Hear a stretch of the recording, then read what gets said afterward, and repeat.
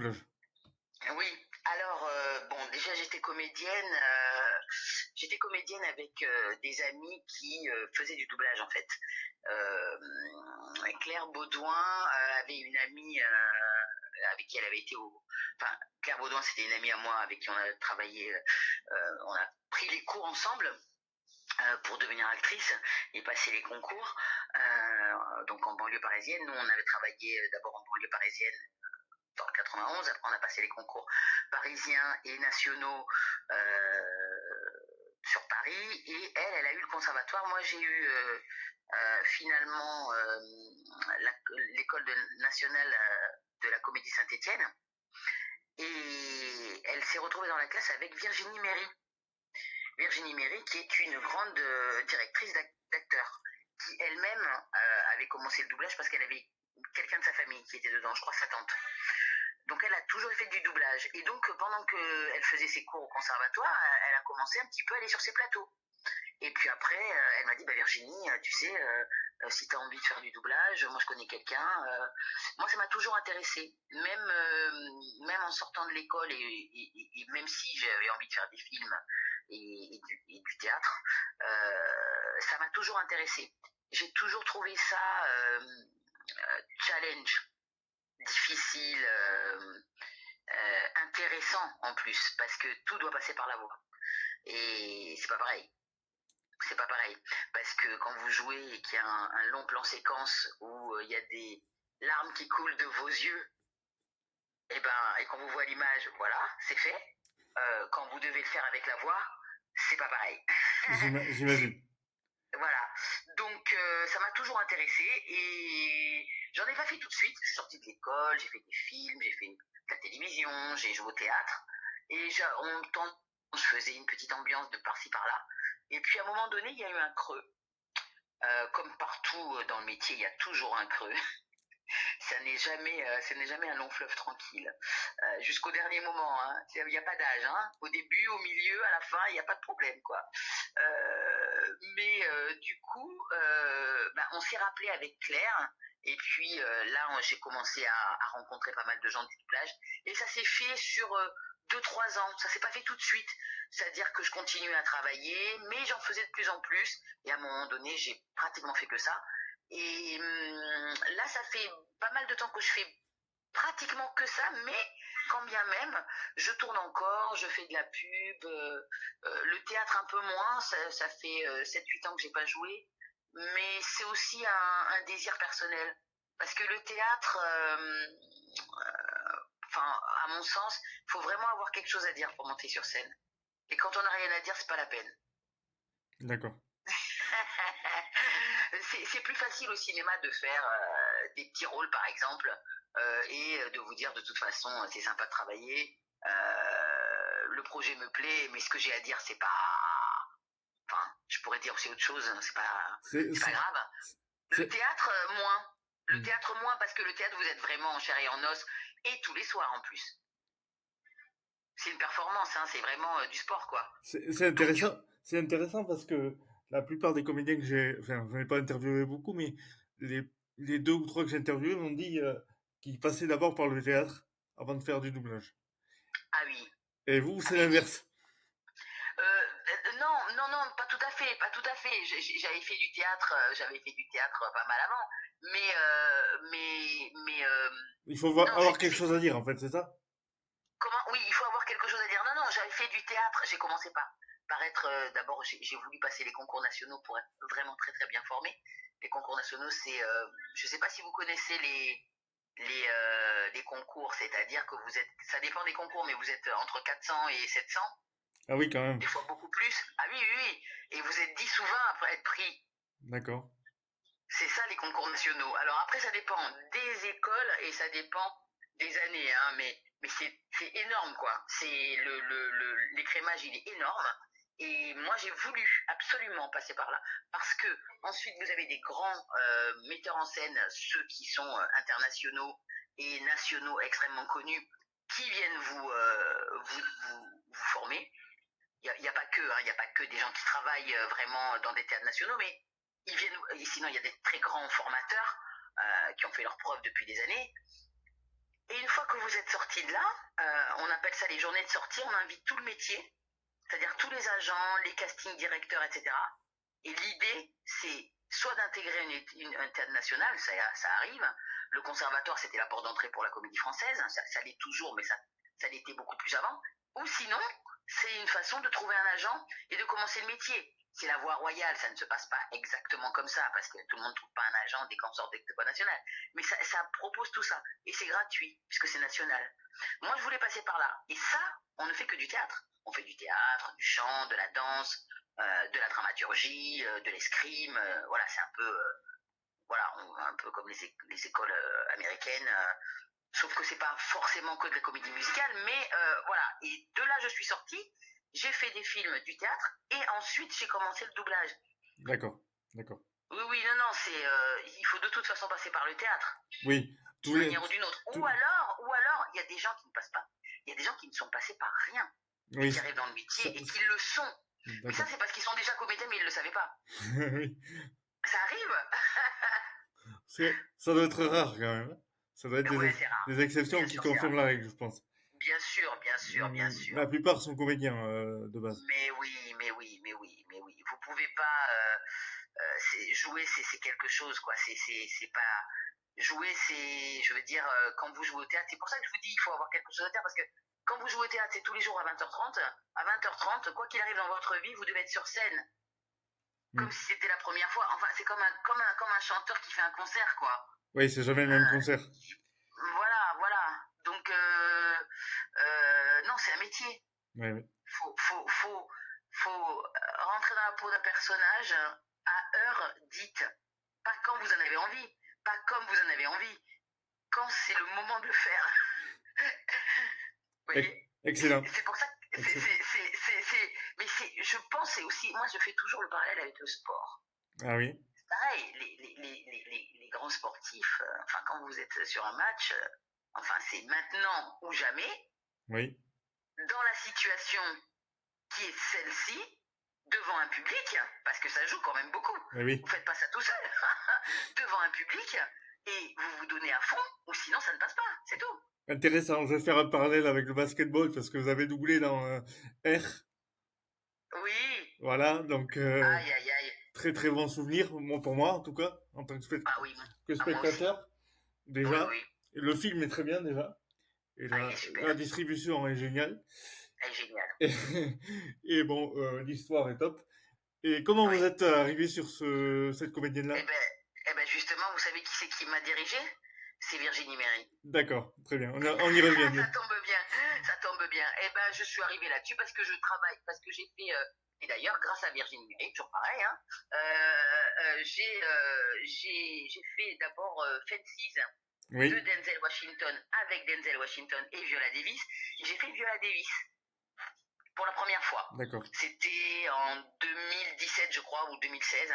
Et ben, à partir de ce moment-là, on m'a proposé à chaque fois sur elle, parfois en casting, parfois sans casting, mais du coup, j'ai commencé à la suivre. Et là, ben, elle a dû proposer mon nom, j'imagine, aux clients, et ils ont dit OK. Et voilà. Et donc là, j'avais pas passé de casting, par exemple, vous voyez. Mais bon, peu importe. Mais ceci dit, c'est vrai que depuis Fences, je l'ai faite plusieurs fois. Je continue à la faire. Quelle a été la scène la plus dure, la plus difficile à jouer dans R, par exemple?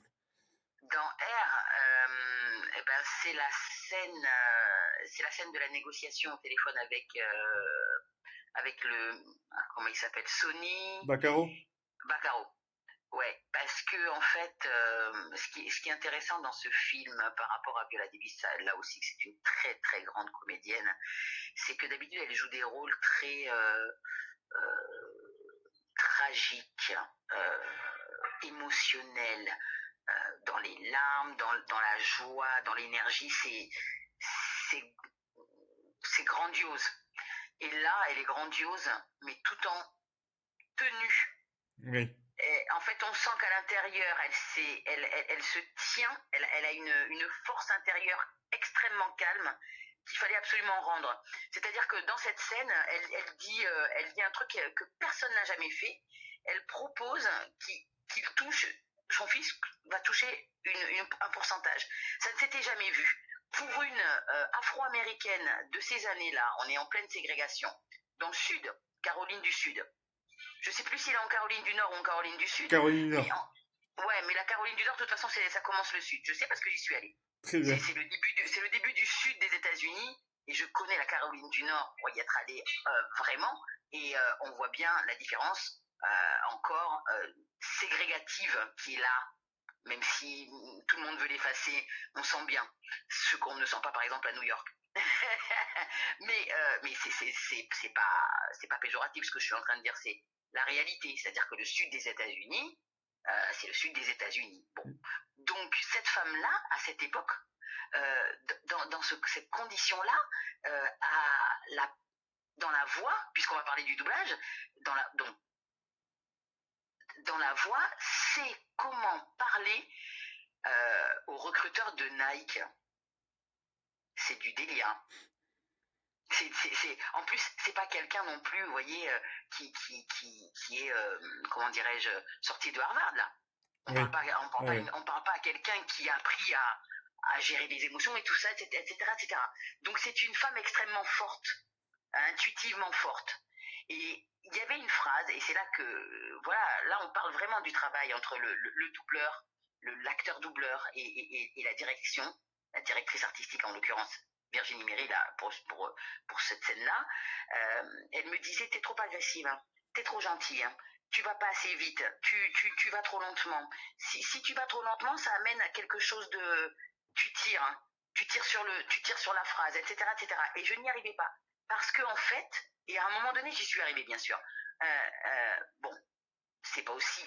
Quand je vous dis je n'y arrivais pas, ça veut pas dire que c'était nul, nul, nul. C'est pas ça.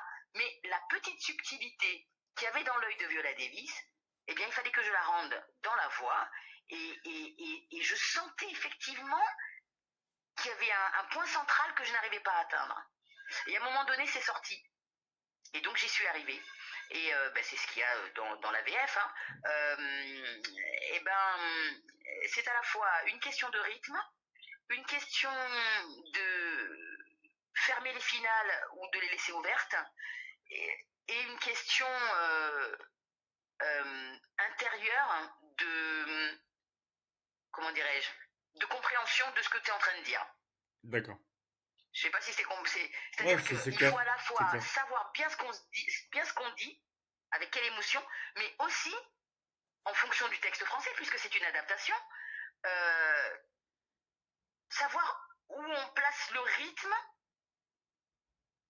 et où on place la façon de finir la phrase. En sachant en plus que l'anglais, alors ça c'est un truc qu'on commence à savoir quand on fait beaucoup de doublage, c'est que nous on n'est pas chantant du tout. On n'est pas une langue chantante. Et l'anglais, oui. En français ? Ouais, on n'est pas une langue chantante. D'accord. On est une langue, vous voyez, on n'est pas une langue chantante. Je vais vous parler comme ça. Alors qu'en anglais, on n'est pas une langue chantante. Oui, c'est vrai. Non, je caricature, mais ils peuvent dire des trucs hyper graves avec des sonorités tellement hautes que si nous on reproduit, ça va enlever de la profondeur, par exemple. Parfois, pas toujours, mais vous voyez. Et ben ça, c'était difficile. Et moi, je voulais pas la louper, cette scène. Et quand j'ai trouvé le juste milieu, j'étais tellement fière. Ben, j'imagine, oui.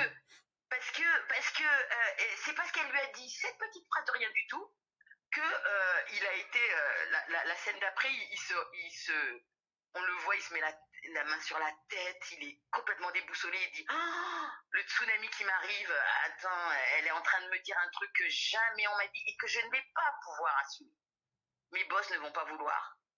Et après, elle développe. Et ils finissent par accepter en plus. Ils finissent par accepter. Tout à fait. Donc c'est un film hyper important, je trouve, pour politiquement en fait. Oui, il n'y a pas que l'histoire du basket et de la marque, c'est bien sûr. Tout l'ensemble, le fait de négocier, même au niveau des droits humains et tout ça, c'est...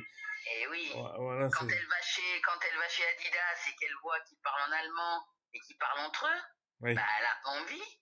tout à C'est pas parce qu'elle est raciste contre les Allemands, mais fait. quand même, les gars, vous parlez entre vous.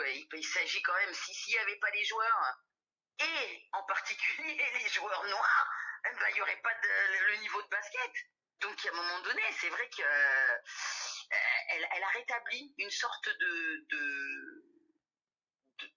d'ordre social sans, sans être agressive, sans revendiquer des droits civiques, etc. Mais elle a quand même rétabli, écoutez les gars, vous avez des marques, on a besoin de vous. Mais vous avez besoin des joueurs. C'est parfait, c'est Par- parfait. Pardon, hein, vous avez besoin de nous, quoi. Et comment on passe de ça à un rôle comme dans Dahmer, que vous avez doublé également? Alors, déjà, Comment on fait le switch entre les deux? Parce que c'est pas du tout le alors même. on fait le switch entre les deux parce qu'on est acteur. Voilà, le même environnement du tout.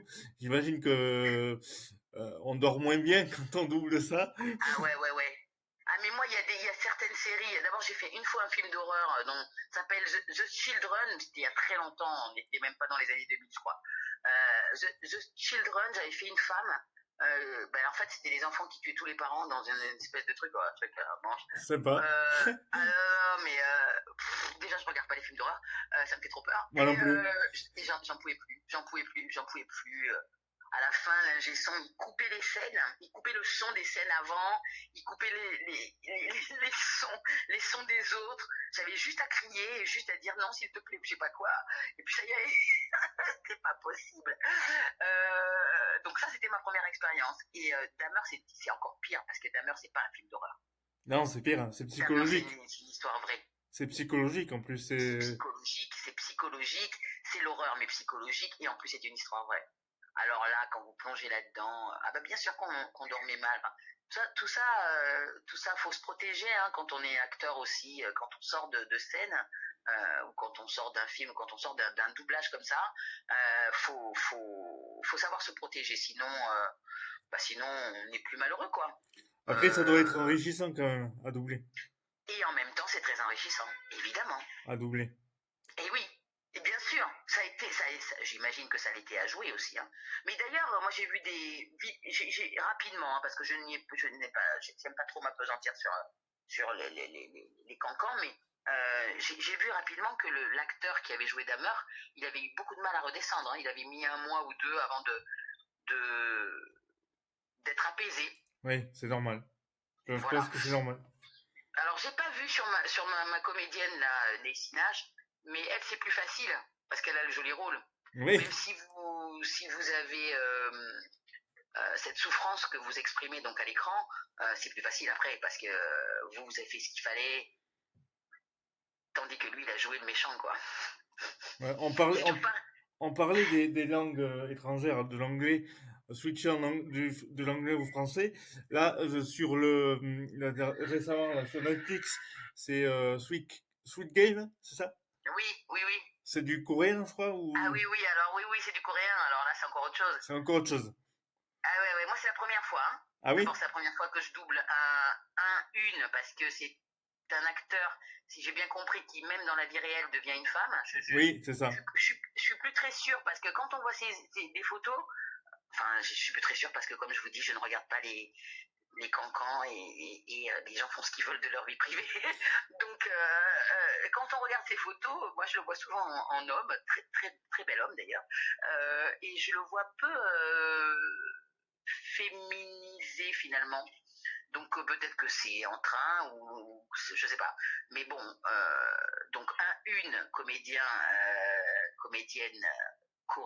coréen, c'est la première fois. De toute façon, même les films coréens, moi je n'en double pas parce que je suis très souvent proposée sur des films afro-américains ou en fait afro-américains ou américains avec beaucoup d'afro quoi. Genre Chicago Med, c'est pas que afro-américain, mais Fences ou Air, c'est quand même très afro-américain. Oui, oui, oui. Il y a pratiquement que des noirs, quoi. Et donc, je ne suis pas sur les films coréens. Pas du tout. Donc, je ne connaissais pas l'univers, je ne connaissais pas la façon de jouer. j'en ai vu. J'ai bien vu je fais au cinéma, des films chinois, japonais, ou d'ailleurs celui qui a fait qui a eu la Palme d'Or là, c'était coréen d'ailleurs ou chinois, je ne sais plus. C'était coréen, je crois. Coréen. Ouais, voilà, bon, ben alors donc voilà. Mais je n'y suis pas dessus. Mais c'est pas un problème en fait, parce que c'est encore une fois l'humeur du personnage, donc la façon de jouer de l'acteur qui vous amène tout. Oui. Ce qui En fait, compte, c'est le jeu, en fait. ce qui compte, c'est le jeu. Peu importe En la fait, langue. il faut copier sans copier. C'est en fait vous imiter sans imiter. Ouais, compliqué. Mais il y a quand même une imitation. Faut pas rêver. C'est quand même une imitation puisqu'il faut rester dans l'image, il faut rester dans la scène, il faut s'arrêter quand la personne s'arrête, il faut respirer fort. Des trucs comme ça, par exemple, il faut les faire au moment où l'autre le fait. Donc il y a un mimétisme. Mais en même temps, ça n'en est pas un. Et justement, qu'est-ce qu'un bon doublage pour vous? Un bon doublage, c'est une bonne équipe. C'est une bonne équipe. Et ça part de loin, l'équipe. Ça part en amont, c'est-à-dire les gens que moi je ne connais pas, c'est-à-dire les chargés de prod et tout ça, qui décident de mettre de proposer le projet à tel directeur ou telle directrice d'acteur,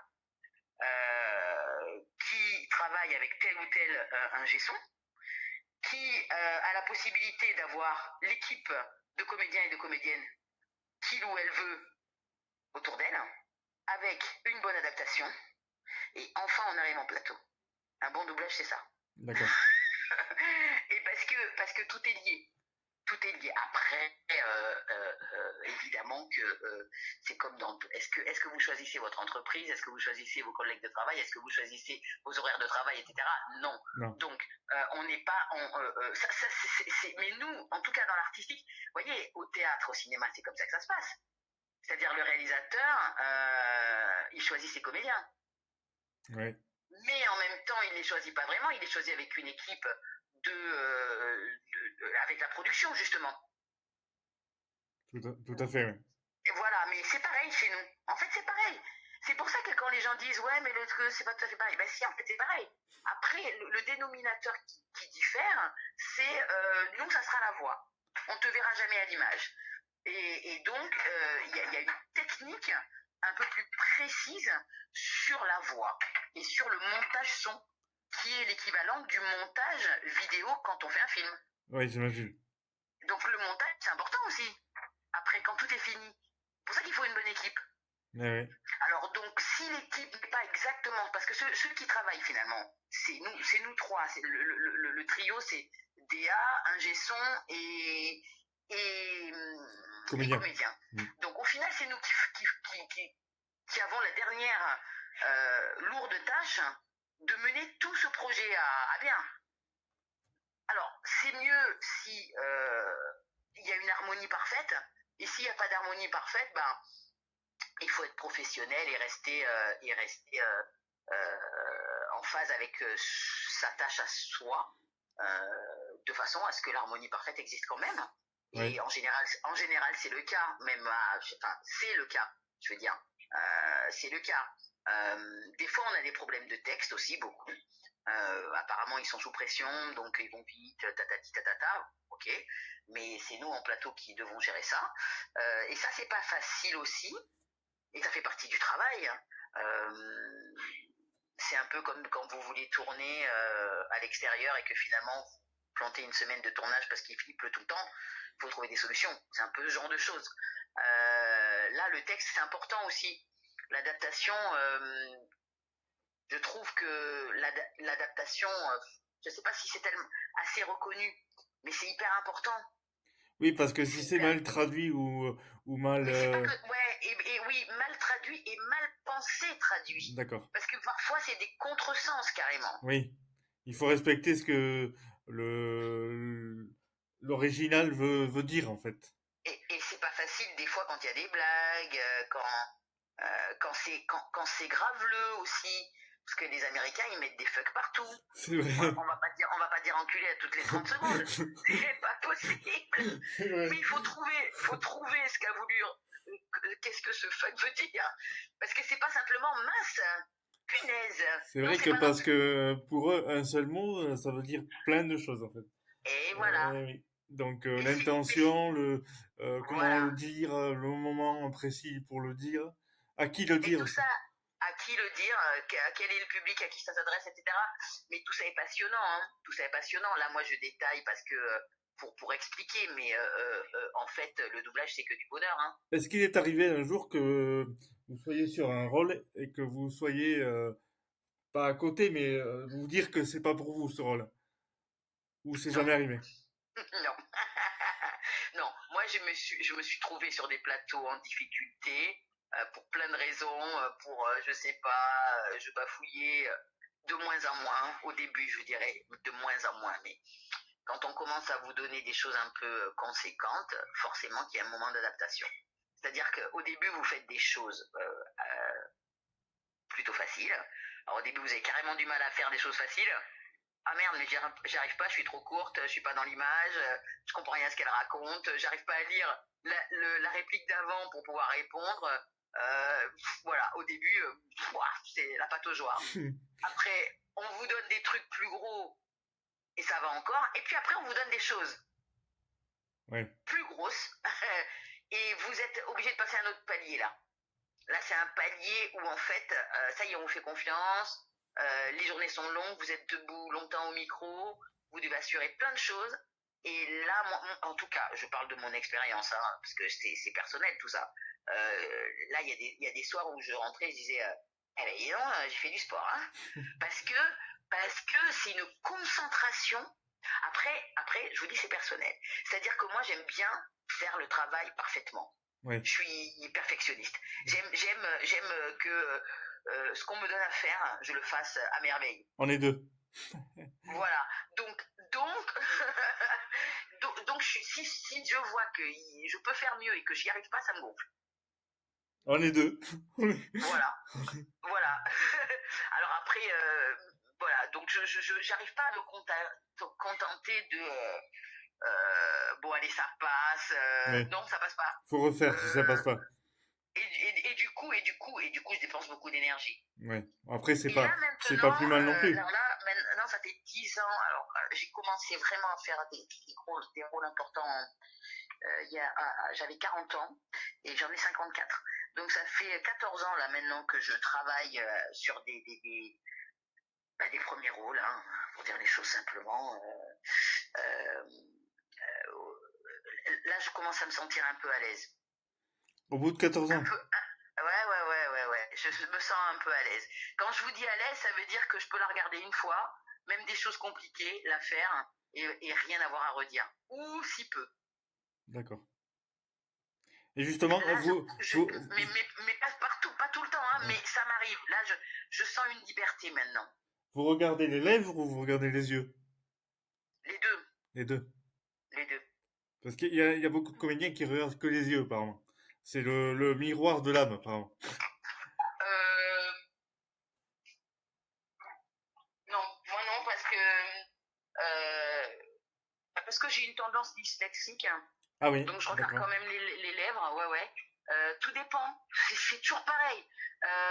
Si elle dit 3 mots, que tout est dans... Enfin, si elle dit très peu de mots, que c'est écrit, comment dirais-je, en gros, parce qu'il y a peu de texte, et que tout se joue dans les yeux, elle est en train de pleurer ou qu'elle va commencer à pleurer, je regarde que les yeux. Parce D'accord. que le texte, je le vois vite. Oui. C'est en Voilà. fonction de l'émotion, quoi, surtout. Enfin, Voilà, et l'intention puis... du jeu de l'acteur. par contre, quand on est sur des séries médicales et que de toute façon il y a du texte à manger, et du texte à manger avec, je sais pas moi, drépanocytose, je sais pas quoi, 1 milligramme de fentanyl, 3, je sais pas quoi, truc, des mots déjà qu'on dit, c'est quoi ça déjà? Et ça existe? Ah oui! Des fois on regarde la DA qui vous dit, alors ça c'est le truc, alors voilà, ça veut dire ça, ça, ça. Ah ouais, ah bon, d'accord, c'est le Doliprane, quoi. Enfin, voilà, là je caricature, mais quand vous avez ça, je regarde d'abord le texte.